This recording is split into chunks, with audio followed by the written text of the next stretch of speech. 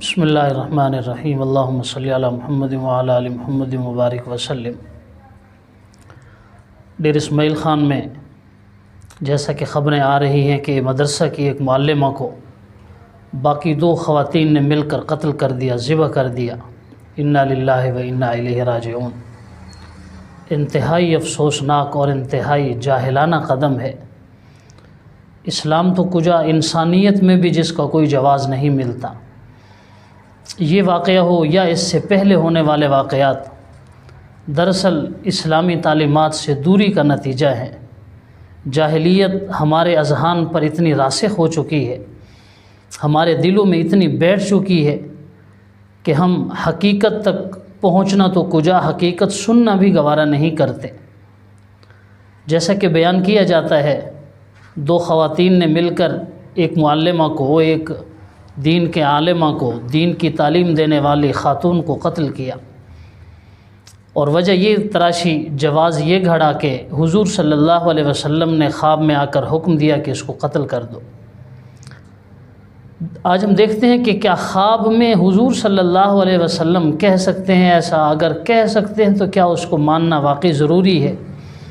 تو کیا ہر خواب حجت ہوتا ہے؟ خواب میں جس کو دیکھا جائے کیا وہ ویسا ہی ہوتا ہے؟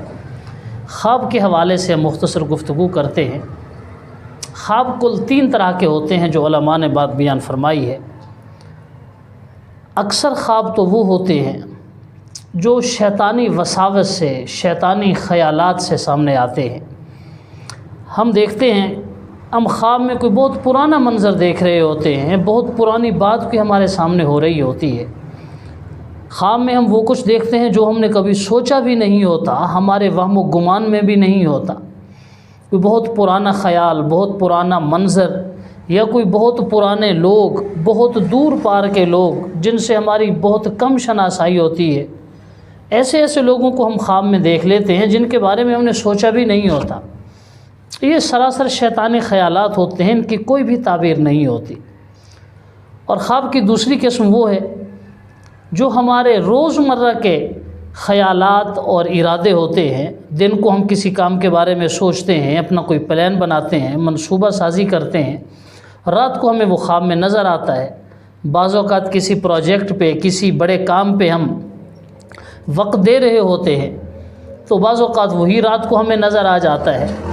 یہ بھی خیالات ہوتے ہیں ہمارے دن کے، نہ انسان کے لیے یہ چیز بہتر ہے، نہ نقصان دہ ہے، نہ اس کا نفع ہے، نہ ہی کوئی ضرر ہے اس میں۔ یہ ہمارے خیالات ہوتے ہیں جو رات کو خواب کی شکل دھار کے آتے ہیں۔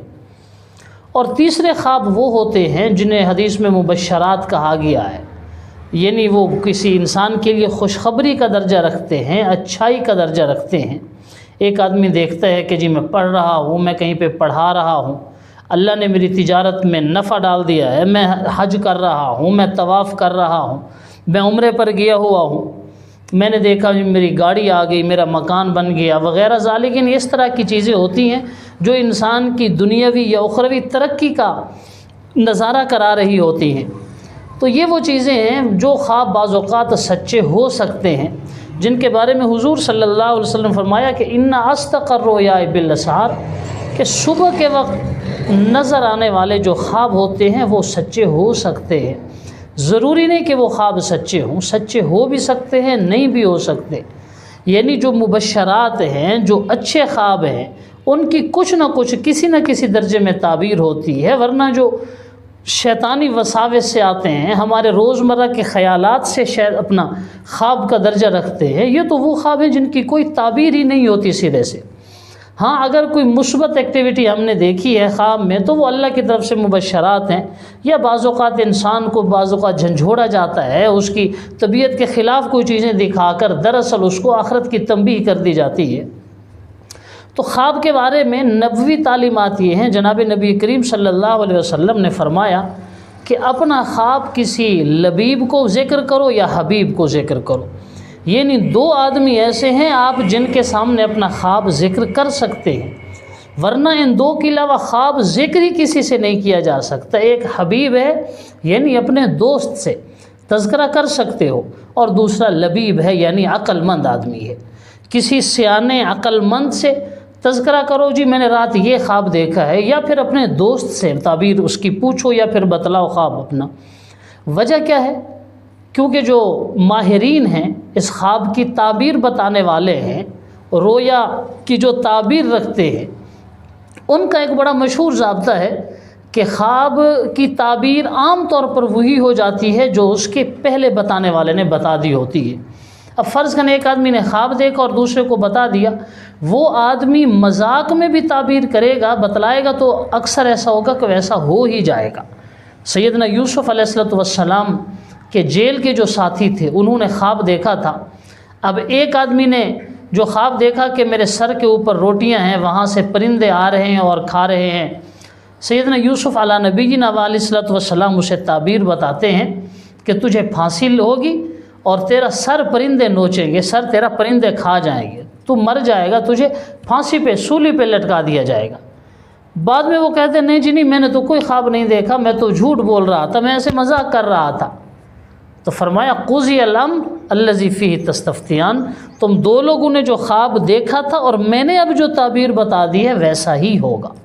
چنانچہ ایسا ہی ہوا، ایک آدمی بادشاہ کا خادم بن گیا، اس کو جیل سے رہائی ملی، بادشاہ کے مقرب لوگوں میں ہو گیا، اور دوسرے آدمی کو پھانسی ہو گئی اور وہ یوں اسی طرح اس کا جیل سے خاتمہ ہو گیا۔ تو معلوم ہوتا ہے اس سے بھی ان کے نقطے کو تقویت ملتی ہے کہ جو پہلی تعبیر بتائی جاتی ہے ویسا ہو ہی جاتا ہے، جو پہلی تعبیر بتائی جاتی ہے ہو جاتا ہے۔ مشہور واقعہ ہے، امام ابن سیرین رحمۃ اللہ کے سامنے ایک عورت آئی تو اس نے کہا کہ میں نے خواب دیکھا ہے میرا بیٹا پانی پی رہا ہے، بہت زیادہ پانی پیتا ہے، ایک مٹکا پی گیا، پھر دوسرا پی گیا، پھر تیسرا پی گیا۔ تو ابن سیرین رحمۃ اللہ علیہ خواب سن رہے تھے کہ ان کی مجلس میں ایک اللہ کا بندہ بیٹھا ہوا تھا، اس عورت کا خواب سن کے وہ کہتے ہیں کہ کیا تمہارے بیٹے کا پیٹ پھٹا نہیں ہے اتنا پانی پینے سے؟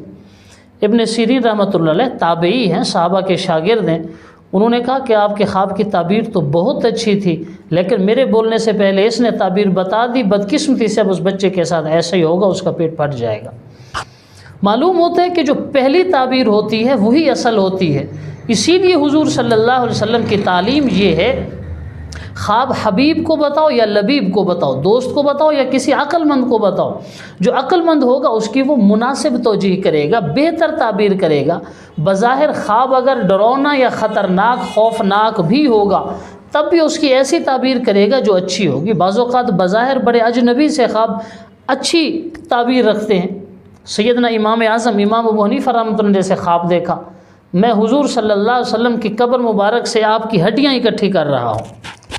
بظاہر بڑا پریشان کن خواب تھا، لیکن جب اس کی تعبیر دیکھی گئی، تعبیر اس کی معلوم کی گئی، تو وہ یہ تھی کہ حضور صلی اللہ علیہ وسلم کی احادیث مبارکہ سے، آپ صلی اللہ علیہ وسلم کے فرامین سے آپ مسائل کا استخراج کریں گے اور پھر پوری امت تک وہ مسائل پہنچائیں گے۔ خواب بظاہر عجیب و غریب تھا لیکن اس کی تعبیر اچھی آ رہی ہے۔ بعض اوقات خواب بظاہر اچھا ہوتا ہے مگر اس کی تعبیر اچھی نہیں ہوتی، اسی لیے حضور صلی اللہ علیہ وسلم فرماتے ہیں خواب اپنے دوست کو بتاؤ، وہ اچھی تعبیر کرے گا، اور حسن ظن یہ ہے، اچھا ظن یہ ہے کہ ایسا ہو جائے گا۔ یا کسی سیانے آدمی کو، کسی عقل مند اور دیندار آدمی کو بتاؤ، وہ بھی اچھی تعبیر کرے گا۔ بظاہر اگر اچھی تعبیر نہیں بھی بنتی ہوگی تو وہ انشاءاللہ کہہ کر یا اللہ سے دعا مانگ کر اس کی مناسب تعبیر بتا دے گا، اللہ کرم کرے گا، ممکن ہے وہ بہتری ہی ہو جائے۔ یہاں تک تو خواب کی یعنی اقسام اور ان کی تعبیر کے حوالے سے معروضات تھی۔ اب یہ ہے کہ حضور صلی اللہ علیہ وسلم کو کیا واقعتاً خواب میں دیکھا جا سکتا ہے؟ بالکل دیکھا جا سکتا ہے۔ روزمرہ کسی جب ہم مطالعہ کرتے ہیں، اپنے اسلاف و اکابر کی تاریخ پڑھتے ہیں، بزرگوں کے واقعات پڑھتے ہیں، ایسا کوئی شک نہیں اس میں حضور صلی اللہ علیہ وسلم لوگوں کو خواب میں نظر بھی آتے ہیں۔ آپ صلی اللہ علیہ وسلم دین کی تعلیم بھی دے رہے ہوتے ہیں، بعض اوقات دین کی باتیں سکھا رہے ہوتے ہیں، لوگوں کی اصلاح فرما رہے ہوتے ہیں۔ اس میں تو دوسری رائے نہیں ہے کہ حضور صلی اللہ علیہ وسلم کو دیکھا جا سکتا ہے۔ خود آقا علیہ الصلوۃ والسلام کی حدیث مبارک بھی اس پر شاہد ہے۔ آپ نے فرمایا من رآنی فی المنام فقد رآنی، جو نیند میں یا خواب میں مجھے دیکھتا ہے بس وہ مجھے ہی دیکھتا ہے۔ فإن الشیطان لا يتمثل فی صورتی، شیطان میری شکل میں نہیں آ سکتا، یعنی شیطان ساری شکلیں اپنا سکتا ہے، کسی بھی شکل میں آ سکتا ہے، لیکن شیطان آپ صلی اللہ علیہ وسلم کی شکل میں نہیں آ سکتا۔ اگر کسی نے خواب میں حضور صلی اللہ علیہ وسلم کو دیکھا تو بالکل اس نے آپ ہی کو دیکھا ہے۔ لیکن ہم بطور مسلمان یہ سوچیں، کیا ایسا ممکن ہے کہ اللہ کے نبی صلی اللہ علیہ وسلم کسی کے خواب میں آئیں اور اس طرح کی بات آپ کریں کہ جس کو آج ہم جیسے لوگ بھی نہیں تسلیم کر سکتے کہ جی فلاں معلمہ کو قتل کر دو، فلاں دین کی تعلیم دینے والے کو قتل کر دو۔ دیکھیے جو قتل ہے یہ حد ہے، حدود ہیں جو اسلام میں، یعنی ہاتھ کاٹنے کی سزا چور پر اور ڈاکو پر حد ہے، تہمت لگانے والے پر حد ہے، زنا کرنے والے پر حد ہے، اسی طرح شراب پینے والے پر حد ہے۔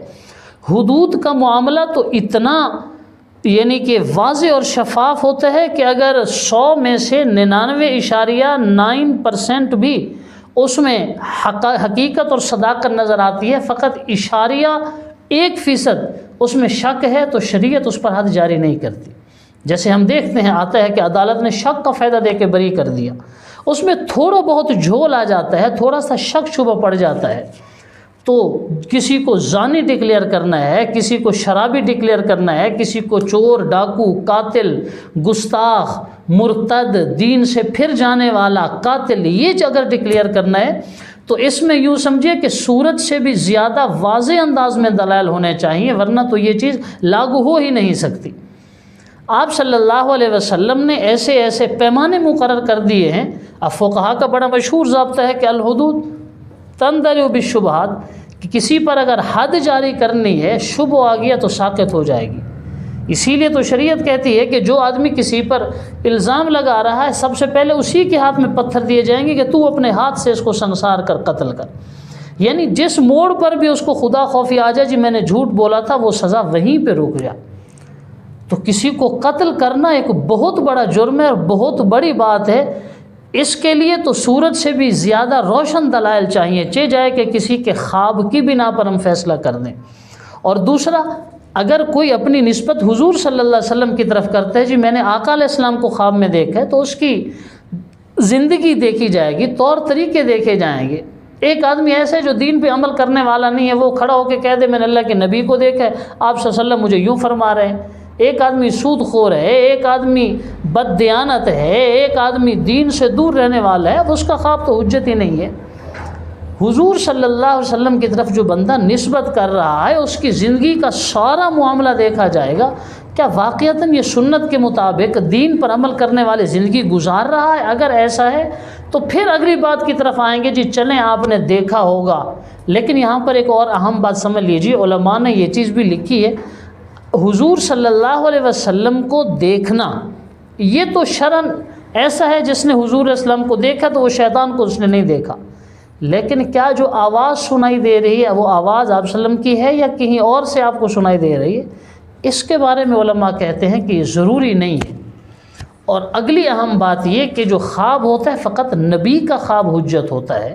پیغمبر جو کچھ خواب میں دیکھتا ہے وہ پیغمبر کے لیے واحج کا درجہ رکھتا ہے، ویسا لازماً ہوتا ہے۔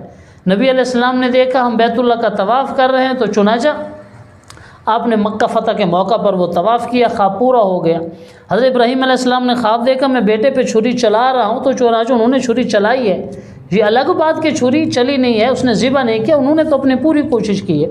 تو فقط پیغمبر کا خواب حجت ہوتا ہے، پیغمبر کے علاوہ کسی کا بھی خواب حجت نہیں ہوتا کہ فقط ایک خواب کا سہارا لے کر ہم لٹھ بردار بن جائیں اور دوسرے مسلمانوں کو ناحق قتل کرنا شروع کر دیں۔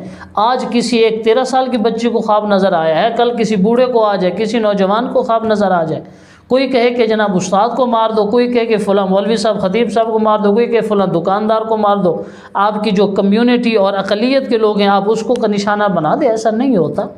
شریعت میں جو حدود ہیں اس میں بہت زیادہ شفافیت رکھی گئی ہے۔ خواب کی بنیاد پر کچھ بھی ثابت نہیں ہوتا۔ کسی کو خواب میں کہا جائے جی ایسا ہوا اور پھر وہ بلا تحقیق اس کے مطابق عمل کر لے، یہ نری جہالت ہے، یہ سراسر جہالت ہے، دین اسلام سے دوری ہے۔